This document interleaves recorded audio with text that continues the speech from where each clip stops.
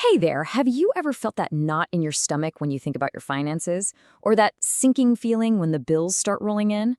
Well, you are definitely not alone.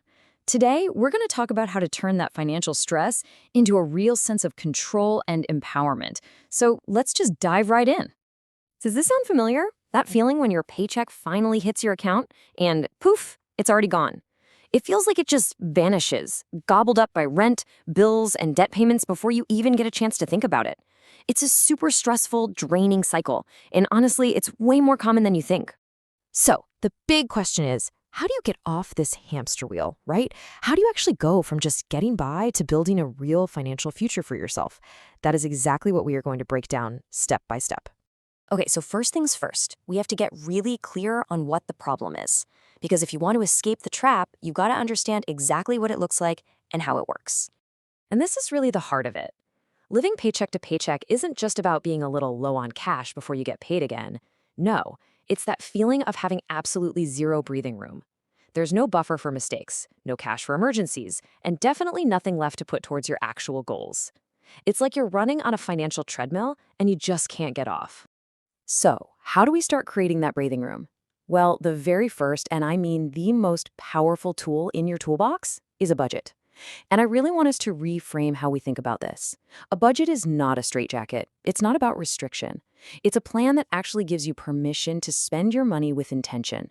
Think of it like your personal map to financial freedom. A fantastic and super simple way to get started is with the 50-30-20 rule. It's just a really straightforward framework that takes your after-tax income, the actual money that lands in your bank account, and it gives every single one of your dollars a specific job to do. So let's see what this looks like. The rule basically splits your income into three really simple buckets. As you can see, 50% goes towards the things you absolutely have to live. 30% is for, well, the fun stuff, your wants. And then a really powerful 20% gets dedicated to your future. Okay, so what goes where? Let's get specific. Your needs are those non-negotiables. Your rent or mortgage, your utilities, groceries, and those minimum payments on any debt you have. Wants are things like your Netflix subscription, hobbies, or going out to eat. And that really important savings slice, that's for building an emergency fund, saving for retirement, and this is key for our chat today, making extra payments to get rid of your debt way faster. All right, once you've got a budget in place, the next step, well, it's a big one. It's time to face your debt head on.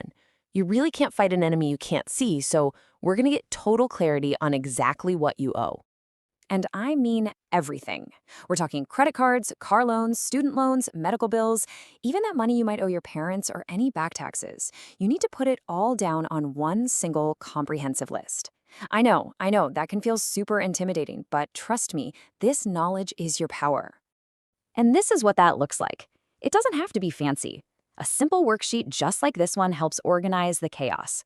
When you list out every debt, the total you owe, the interest rate, and that minimum payment, you are suddenly in the driver's seat. You can see right away, wow, that 25% interest rate on my credit card is just eating me alive. Now, this is super important to know. Not all debt is created equal, especially when we talk about your credit report. Medical debt actually has some pretty unique protections. Like, look at this. A medical collection under $500 won't even show up on your report. Plus, you get a whole year grace period before any unpaid medical debt can appear. And here's the best part. Once you pay it off, it gets completely wiped from your report.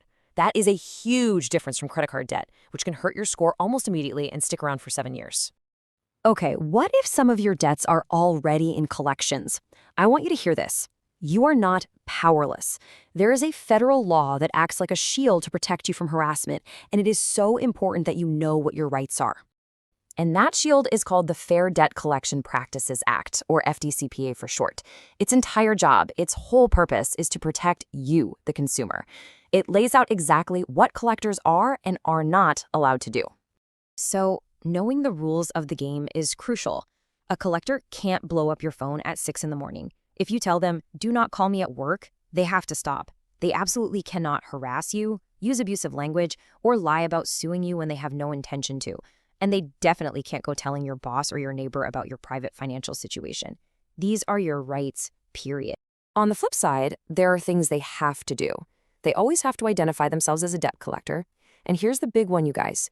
If you send them a written letter within 30 days asking them to prove you actually owe the debt, they have to stop all collection activity until they send you verification. That's a huge piece of leverage for you. Okay, deep breath. We have covered a lot.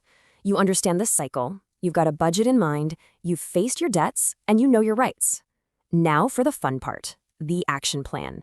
These are the concrete steps that will get you out of debt for good.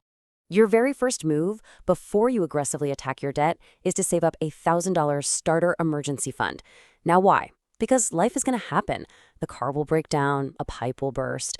This $1,000 is your buffer. It's the thing that keeps a small emergency from turning into a brand new debt, which makes sure you can keep moving forward instead of taking 2 steps back. Once that emergency fund is tucked away, it is game time. We're going to attack the debt using something called the debt snowball method. Here's how it works.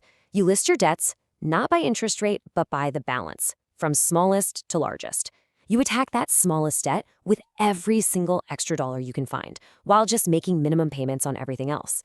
Then, as soon as it's gone, bam! You take all the money you were throwing at it and you roll it onto the next smallest debt. This creates this incredible momentum, like a snowball rolling downhill. And those quick wins at the beginning are what keep you motivated to see this thing all the way to the end. Now, look, if you're facing a really serious hardship, maybe a job loss or a big medical crisis, please know that there are other options out there. You can actually call your credit card company and ask about their hardship programs.